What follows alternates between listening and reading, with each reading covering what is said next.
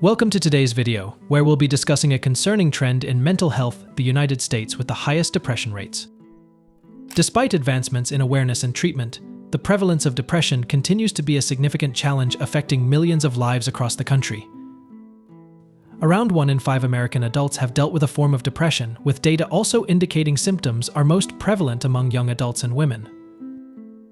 America overall is among the most depressed countries in the world and also among the most addicted and the most anxious. According to the Global Burden of Disease Study, the US ranked first for substance abuse disorders, 15th for anxiety disorders, and 29th for depressive disorders as of 2019.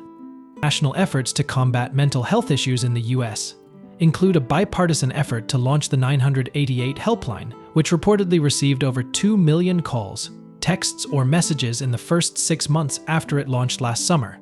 Symptoms of depression include, but are not limited to, a depressed mood or feeling of sadness, loss of interest in activities, trouble sleeping or sleeping too much, feeling guilty or worthless, significant changes in appetite and weight, either gain or loss, slowed movements and speech, difficulty thinking or concentrating, increasingly engaging in repetitive, purposeless tasks such as pacing, suicidal thoughts. Because other medical condition symptoms can mimic depression symptoms, it is important to rule out general medical causes first. Additionally, symptoms must last at least 2 weeks for a depression diagnosis. Depression can be confused with grief or sadness because they share similar symptoms. However, these are not medical conditions and typically come in waves. Depression can affect anyone, especially those with risk factors, biochemistry, chemical composition of the brain. Genetics. Depression can run in families, personality. People with low self-esteem, who are pessimistic, or who are easily overwhelmed are more likely to experience depression. And environmental factors, violence, neglect, abuse, or poverty can make some people more vulnerable to depression. Fortunately, depression is one of the most treatable mental disorders, with 80 to 90% of depression patients eventually responding well to treatment. Depression is typically treated with medication, psychotherapy, talk therapy, and/or electroconvulsive therapy. Depression prevalence in the US.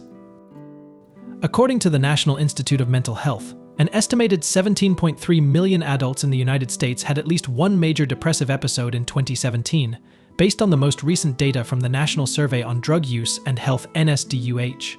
Even more people suffer from seasonal affective disorder. According to the most recent data from the Centers for Disease Control and Prevention (CDC), depression in the US is lower among non-Hispanic Asian adults compared to Hispanic, non-Hispanic Black, or non-Hispanic white adults. Additionally, 15.8% of adults from families living below the poverty line have depression, and the prevalence decreased among adults as family income levels increased.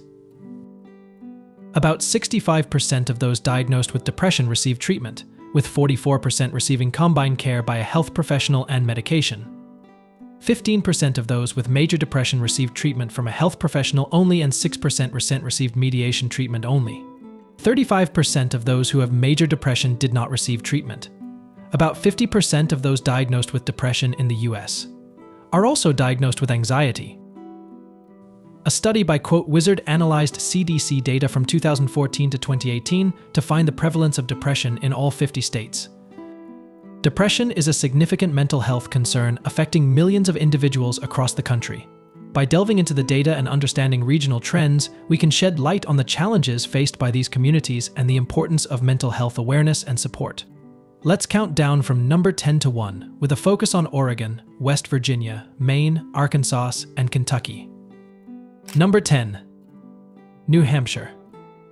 Starting our countdown at number 10 is New Hampshire, where depression rates have been a growing concern. Factors such as economic pressures, seasonal affective disorder, and access to mental health resources contribute to the challenges faced by residents dealing with depression. Number 9. Missouri. Moving on to number 9, Missouri grapples with elevated depression rates, especially among rural communities. Barriers to mental health services, stigma, and socioeconomic disparities play a role in the prevalence of depression in the state. Number 8. Rhode Island. At number 8, Rhode Island struggles with mental health challenges, including depression. Efforts to increase awareness, improve access to therapy and counseling, and reduce stigma are ongoing to support individuals dealing with mental health issues. Number 7. Tennessee. Number 7 brings us to Tennessee, where depression rates are a concern, particularly in underserved areas. Initiatives focusing on mental health education, early intervention, and community support aim to address these challenges and improve outcomes for residents. Number 6. Oklahoma. Oklahoma ranks at number 6 with significant depression rates, highlighting the need for comprehensive mental health services. Efforts to integrate mental health care into primary care settings, increase telehealth options, and promote mental wellness initiatives are underway. Number 5. Kentucky.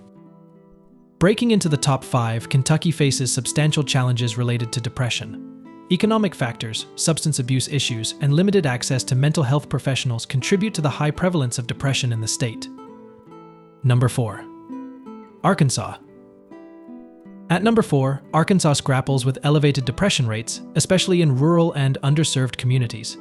Efforts to expand mental health services, reduce stigma, and promote mental wellness strategies are vital to addressing this issue. Number 3.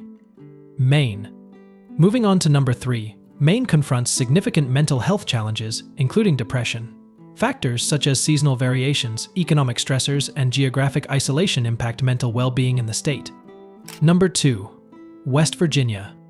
West Virginia comes in at number 2 with concerning depression rates, highlighting the complex interplay of socioeconomic factors, substance abuse issues, and limited access to mental health care in rural areas.